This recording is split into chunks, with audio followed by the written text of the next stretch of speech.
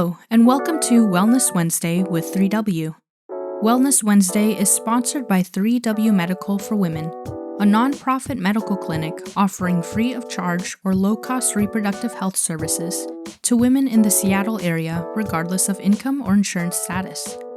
3W does not profit off of the reproductive health choices women make. The information shared in this podcast is the opinion of the speaker or speakers. Medical information is not intended as individual medical consultation, but for general education only. Always talk to or consult your own health professional for personalized advice regarding medical decisions. And if you're in the Seattle area, consider making an appointment to consult with us. I'm Teresa, Campaign Coordinator for 3W Medical for Women, and the host of today's podcast.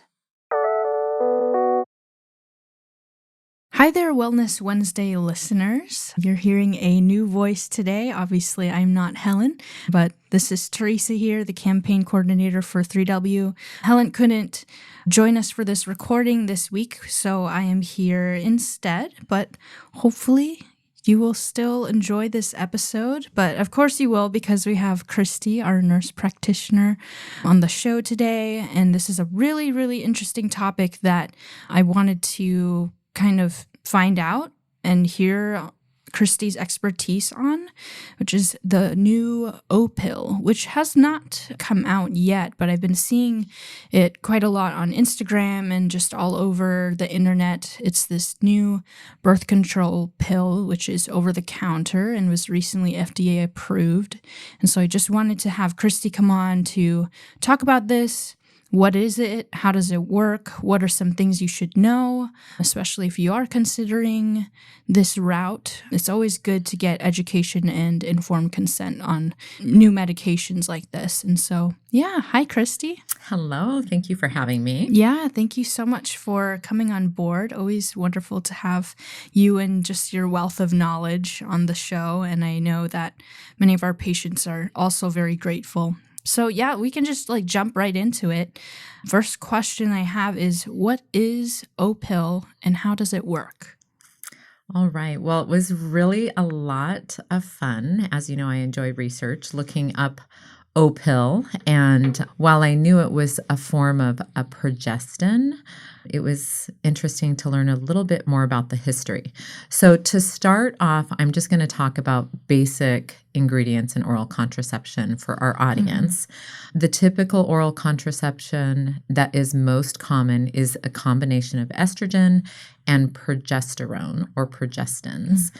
And this OPill is progestin only, which historically and presently there is a form of contraception that is progestin only because some individuals have a contraindication to using estrogen or taking additional estrogen. And when I say additional, exogenous, outside of the body, because we as women have hormones. Both estrogen and progesterone. So the OPill is basically a progestin-only pill. Interestingly enough, it was available by prescription in the past, and it was approved by the FDA originally in 1973 under the brand name Ovret.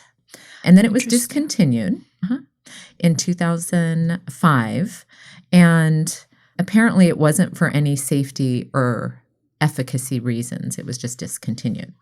And so as I learned later on, there was this company, and there was a couple names of this company, but they applied for an application through the FDA to switch Norgestrel, which is the other name for the OPill, previous name Ovret, to have it converted from a prescription form to an over-the-counter form.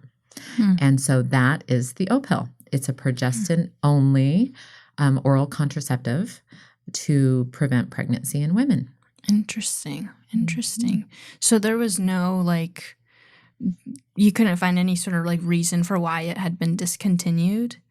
No, Okay. not for, in the literature review that I did, it was really not for any reason at all. Interesting. And there's no other difference between this one and the one from the 70s other than that it's over the counter? That's To correct. your knowledge? From what I understand, that is correct. Norgestrel is the name of the progestin. It's a 0.075 milligram tablet. Again, originally approved in 73. And then it went through a process where they just applied to have it converted from a prescription form to an over-the-counter form.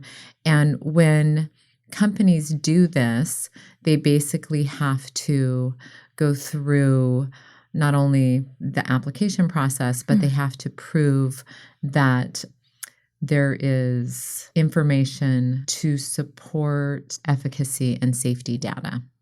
So what that might look like is coming up with a labeling for instruction for use for people. For example, when people take ibuprofen or Tylenol, there are instructions on that bottle on how to take this over-the-counter medication. But in the human condition, sometimes people do not read the instructions. And one of the most important ones that I think is missed, in my opinion, having worked in nursing for over 25 years and now having been a provider, what you see people do is take ibuprofen, for example, without food. So there are studies that are required in this process where they need to come up with a label and then test it. How compliant are patients and how is their comprehension of these over-the-counter instructions? Essentially, can they take this medication appropriately so that they can support the efficacy of this medication? Interesting. It is very interesting. Is that sort of like the main qualification for it being approved to be over-the-counter is just making sure that it's simple enough to take without like a doctor's guidance? Yes. They have to come up with data. They have to demonstrate the data. It's a little bit more complicated because there might be some concerns, and then they have to go back and reconcile those concerns or demonstrate that maybe they've modified something. So it's not an area that I am extremely familiar with, but your invitation to do this and that one particular question, converting full prescription to non-prescription, was really kind of a fun path for me to explore. So I literally just explored the surface. And obviously it takes a lot of time because if you think about it, the original was approved in 73 and it was removed in 2005. They applied for their application in 2022. And then they had to amend some things on their application at the end of 2022. And so, like, Interesting. It doesn't take a long time, but it's been about a year under the way, if not 18 months. And then, as I understand, it could be released in the first quarter of 2024. So the whole FDA approval, prescription, non-prescription, it's very interesting. Yeah, it is really interesting. Yeah. And as a healthcare provider, when we see certain medications become available over the counter, I can think of a handful where I go, I really wish these weren't over the counter. And maybe it's because I'm so cautious with my care with patients. And I think there are certain tips and educational points that are really important to discuss with a patient, frankly, in an office setting. Yeah. Well, if there was like a patient who came in who is interested in this pill, like what sort of information would you want to give them? Or like, how does it work? It's progestin only. What's going on in the body when someone were to take this? Okay, so that's a really good question. Progestin-only medications, and the OPill being a progestin-only medication, basically the mechanism of action is something that I like to discuss with the patient. Usually when patients come in, we do a contraception evaluation where we literally have a chart from the CDC with the most effective to the least effective, common side effects. And in regard to this particular one, the mechanism is basically thickening the cervical mucus, which plugs the cervix or helps prevent entrance of sperm or reduce the entrance of sperm. It can stop ovulation. However, 4 out of 10 women may continue to ovulate, and then it thins the uterine lining, which makes it less than ideal for implantation of a conceived egg. There are contraindications that should be discussed with patients, and while progestin-only oral contraception is seen as lower risk profile compared to estrogen-containing contraceptions, there are definitely some things that women should know about. Some of the common things that I will hear from women are breast tenderness, maybe some transient dizziness, headache, mood changes. Yeah, that off the top of my head, those are some of the most common. There's other things that I think are important. I think it's really important when you have a patient that you're doing a very thorough review of her past medical history. You also want to consider immediate family members, mother, father, brother, sister, family history, just to see if there's anything that might pose a risk to this person in taking this medication. And one of the things we also go through here at 3W, because we have the luxury of longer appointments, we can thoroughly educate, and we offer and provide our patients with what's called a medical eligibility criteria chart. And this is something that really should be reviewed in light of the patient's history, maybe reaching out into their immediate family history. For example, if they have a history of blood clots or coagulopathies, an issue with their blood clotting, that would be a contraindication to taking an estrogen combined with progestin. While blood clots are not common with progestin, they are possible, so that is a risk factor, although it's relatively low. And on this chart, it offers women a glance at many conditions or chronic illnesses that women might have. And then it kind of rates at what risk is a certain type of contraception, for example, on a range from 1 to 4. And so for progestin only, some of the bigger concerns would be somebody with some sort of a breast cancer history. And certainly if they had like lupus, those are the 2 big ones. Are there currently any progestin-only birth control medications that are out right now? Not over the counter, but prescription forms, yes. Okay. Yeah. And so some of those, an example of that would be the implanted birth controls. Right. Nexplanon, which is typically implanted into the arm, and then intrauterine devices. There are tons of different progestin-only pills. We call them POPs for short.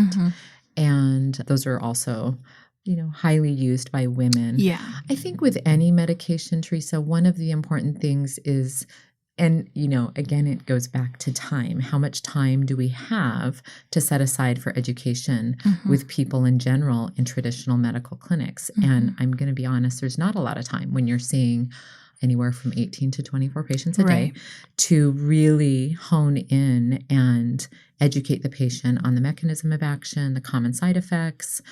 Things that are important to look at are just kind of like basic things with women when you're thinking about contraception, like their weight, what is their blood pressure, any breast concerns in their history, really looking at potential they might not even be aware of something that could be a potential issue. For example, women that have headaches, chronic headaches, or chronic migraines with an aura effect, that could be a contraindication. And again, this is with combined estrogen and progesterone, but with any drug, I think it's great to have a conversation with patients so that they can receive a very in-depth, informed consent. Yes. Yeah, that's something I've learned since working here and also having been a patient of yours a couple of times is like how important it is to have that knowledge before making a decision on any medication, essentially. And yeah, that can be really difficult if this is over the counter and you just got a tiny little box. There's only so much information that can be said there, especially if people's health is so individualized. It's not going to cover everything. Right. Yeah. And so that's why we here at 3W really encourage you, like if this is something that you're considering, talk to your doctor about, how this will affect you personally, considering your own medical history and your own health and things like that. Definitely. And when you think about it being over the counter, think about the population that it is being marketed to. And so it's going to be women of reproductive age, anybody that's menstruating. But what if it fell into the hands of somebody that wasn't menstruating? I can think of sweet young girls that I've had in my office just for wellness exams over the years. And there's this mystery behind the quote unquote pill and feeling like you're a woman or you're grown up. You can just kind of see it. And so you want to, while it's exciting for a young girl to become a woman or, actively start menstruating, the definition of a woman and the time frame is debatable for many people, and for cultures, it's different.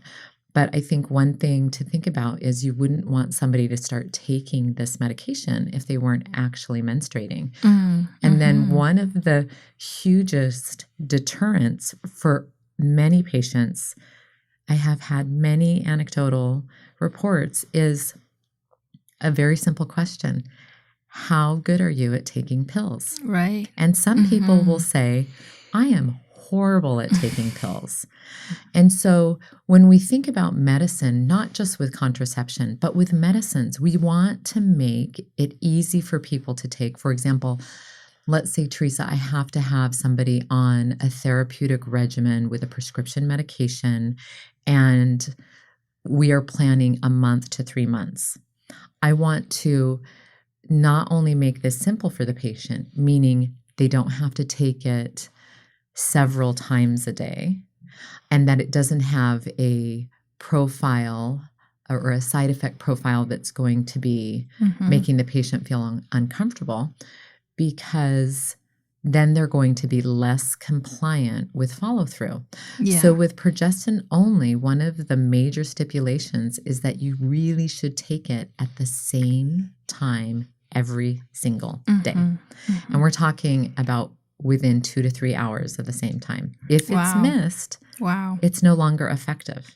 And not only that, I think people underappreciate the impact of exogenous hormones on how a woman feels. Just her baseline equilibrium. Right. It changes her mood. Yeah. She might get a headache, breast tenderness. She might have what's called breakthrough bleeding, which is when there's a change in the hormones, then all of a sudden you start having spotting. And that can be worrisome if it's not an anticipated menstrual cycle on the calendar. So it's very important about how to take it, the consistency, and then if for some reason it was missed, then what's next? Yeah. What do you do? Yeah. When do you take the next one? And then how long do you wait from beginning your progestin-only pill before it's effective? And I remember in the past, it used to be a good 7 days, and now it's 2 days. So 48 hours that you need to use an alternative backup method or avoid intercourse until it becomes effective. Yeah, I know for myself, I'm not very good at taking my pills. My mom's always like, did you take your multivitamin? I'm like, no. But yeah, that's a lot of pressure, especially for how often that is. Yeah, from what I read, it's like, yeah, a few times a week or you something? literally take it every single day. And every day. Every day. It's every single day, but it has to be taken at the same time or within 2 to 3 hours every single day. So, for example, if you decide you're going to take it at 8 in the morning when you get up every day, then you probably should set an alarm for 8 in the morning every single day. And that's what I'll tell people if they're not good about taking pills. And then just keep in mind, if it's not taken by 10 or 11, then you're falling into that gray area where it might not be effective. Yeah. And then it's like the question of, oh, I slept in, I woke up at 11 instead of 8. Do I take 2? When do I take the next one? Yeah, there's just so Exactly. many questions So I around think that. it's just nice to be established with a healthcare clinician that you trust and whose philosophy of care aligns with yours, and you're going to get neutral, unbiased educational information to make an informed decision. Exactly. Yeah, and you probably touched on this a little bit, but sort of what are the potential side effects or risks, in your opinion, with taking this pill? So with progestin only, the most common anecdotal and documented in the literature side effects are going to be, it could be transient nausea. So you might have some nausea in the beginning and then it might go away. Transient dizziness, you can have headache, breast tenderness. Those are going to be the most common. Sometimes breakthrough bleeding, so an unanticipated spotting event or menstruation outside of when you would expect. But those are the most common that I hear. In fact, the most common that I hear from women are the breast tenderness, headaches, and then maybe some mood changes. I see. Since this is progestin only, would you say that the sort of side effects would be similar, like for OPill, the side effects would be similar for something like an IUD or Nexplanon? It's possible, but what I will tell you, Teresa, is anecdotally, every woman has such a unique body and perception of symptoms and experience with symptoms. While there's a lot of similarities, I wouldn't necessarily say progestin only Nexplanon will have similar side effects as IUD Nexplanon. I think the one that kind of covers broadly all of them are this unappreciated concern with kind of a mood change, depression, or lack of motivation, maybe some anxiety. And then when they have that contraception removed, I've had lots of anecdotal reports of how much better they feel. Yeah, it's just really interesting. And then keep in mind, sometimes those medications, for example, with the IUD, sometimes they can be beneficial with women if they're having some sort of a disease process that this hormone is being used as a therapeutic treatment. But, most of the time it's being used as contraception. And yeah, it's just really interesting. I don't think we spend a lot of time as healthcare providers really following up on medications that we prescribe on patients. But most of the time when patients come to me, their reports will be, I've been on birth control for so many years. I don't even know what it's like to feel my body in the natural state. And so it's just a curiosity when they come to that decision to have it removed. And it's interesting. We don't always have the opportunity to follow up with them because we don't manage primary care here at 3W. But when we do, it's really interesting to hear their experiences shared with how they felt a change in their health after it was removed. Yeah, we do IUD removals here, and we recently introduced Nexplanon removals, and I'm sure you can speak on this, but I mean, from the stories I've heard, when patients go through with that procedure of the removal, you've mentioned like it's just night and day for them, like how much relief they experience after going through with that. Definitely. So, they are very, very happy. Does OPill prevent STIs? This is a great question. Oral contraception does not prevent STIs. Implanted contraception does not prevent STIs. There is not a contraception that prevents STIs. So I'm so glad you're asking this question, because I think what happens, honestly, Teresa, when women are in a situation of not being in a committed relationship and they use a form of birth control, I think if you just look at just look at the potential situation, and in the human condition, you would really have to exercise a commitment to using a condom consistently from start to finish of the sexual act. And even with this barrier of a condom, that will offer protection, but it's not 100%. Right. So it does not prevent STIs. So if women are using contraception, the additional contraception or barrier found with a condom is what they can use to help support their health and wellness and prevent acquiring a sexually transmitted infection. Yeah. So you have to take this pill every day, but also use a condom if you're going to have sexual intercourse. Exactly. Yeah. Exactly. And I think what happens is sometimes there's this convenience that's found with contraception. And then, sometimes it's just not a priority then to think about this additional barrier because you're protected against pregnancy, or at least that's the theoretical. When women take oral contraceptives, and if they're involved in a relationship and their partner is aware they're taking oral contraceptives, they're less likely to use condoms because condoms are seen as a form of contraception.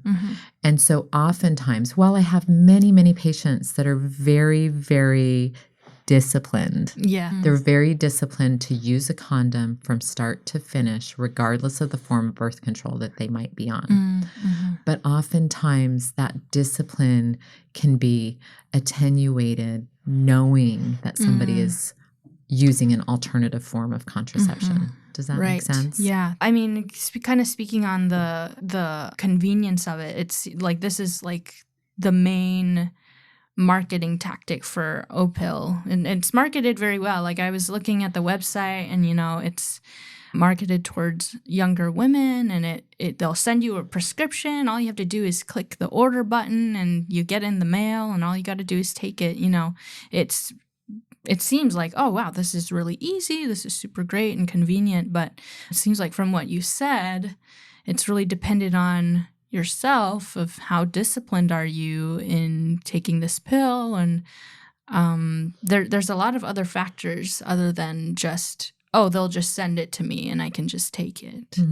So it's very interesting. I'm very interested to see when this is put out, what the data shows after that and its effectiveness and what people's experiences are with it. Yeah, it will be really interesting. I mean, some of the things that they itemize as barriers to getting oral contraception might include time, taking time off work, loss of income with that time off work to go and see a healthcare clinician for a formal evaluation, and education, and what I like to then call informed consent to make a decision. Is this contraceptive good for you or appropriate for you? Are you a candidate for it? And then possibly follow up. I mean, ideally, if somebody's taking a new medication, it could be many medications. For example, if I initiate a blood pressure medication, I'll have that patient back to assess the efficacy and are there any bothersome side effects? Just check in with my patient. And I think we've lost that touch in medicine. Yeah. And so I think there is huge value in education, making an informed decision. But not only that, if the patient decides to pursue something, how about following up? Let's just see, how does it affect this individual patient? While the data might show, there's no impact on blood pressure, but there is on weight. And we, in medicine, we know if your weight increases, then potentially your blood pressure can go up. So I think it's good to check in with people. And traditionally, when people do get oral contraceptives from their healthcare provider, then it's kind of an annual check-in from there. So I don't really see it as a huge barrier. I see it more as a benefit and Yeah. a safety net. That's how I see it. But I look at medicine a little bit different. Yeah. Well, it's very much an investment. Like, you do have to take the time out of your day, but ultimately the information that, you provide, Christy, has really benefited me in my own decisions throughout the course of like the last 2 years that I've been here. And so it's like, yeah, maybe there's some work that needs to be done, but it's so worth it in the long run. Yes, I So, totally agree. It is. It's an investment in yourself, Yeah. in your future health Yeah, and wellness. So exactly. why not, Yeah. right? Because if you're not healthy, then you can't do many things, right? Yeah, exactly. Is there anything else that you want people to know about this medication or just any other thoughts? I was just kind of looking over some of my notes with the FDA Oh, yeah, yeah. I'm approval. curious to know. It's just kind of interesting to kind of go down that path. And I did just a sentence popped out to me that it was the distribution was stopped by the company for marketing reasons, not for safety or efficacy reasons. Oh, interesting. That's what they said. Yeah. And that was in 2005. And so then 10 years after that, a drug company approached the FDA multiple times to get advice on converting from prescription to over-the-counter or non-prescription.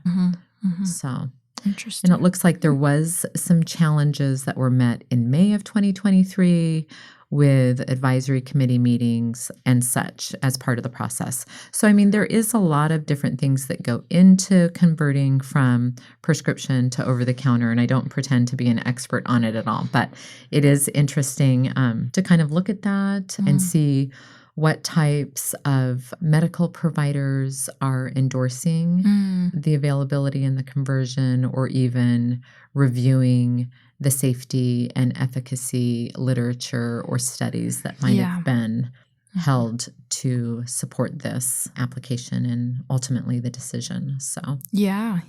Could you send me links oh, to absolutely. your findings? Yes. All of great the to include that. links that I accessed for all of the information that has supported our conversation, I will definitely send to you. Yeah, I'd be happy to. Awesome. Thanks so much, Christy. Yeah. If you have any other questions about OPill, I'll include all of the resources that Christy has to provide. And if this is something that you're considering, we highly, highly recommend that you speak with your provider or even come in here to talk about it, do your research. We're all about education and informed consent here at 3W. But hope you all have a wonderful rest of your week and be well. Thank you. For more information about 3W, please visit our website at 3wmedical.org. That's the number 3, the letter W, medical.org. From there, you can learn more about the services we provide, book an appointment, or even make a donation if you'd like to help support our mission. You can also call our office at 206-588-0311. That's 206-588-0311. If you liked this episode, please share it with others and consider subscribing on your favorite podcast platform so you never miss an episode. Thank you so much for listening, and until next time, stay healthy and be well.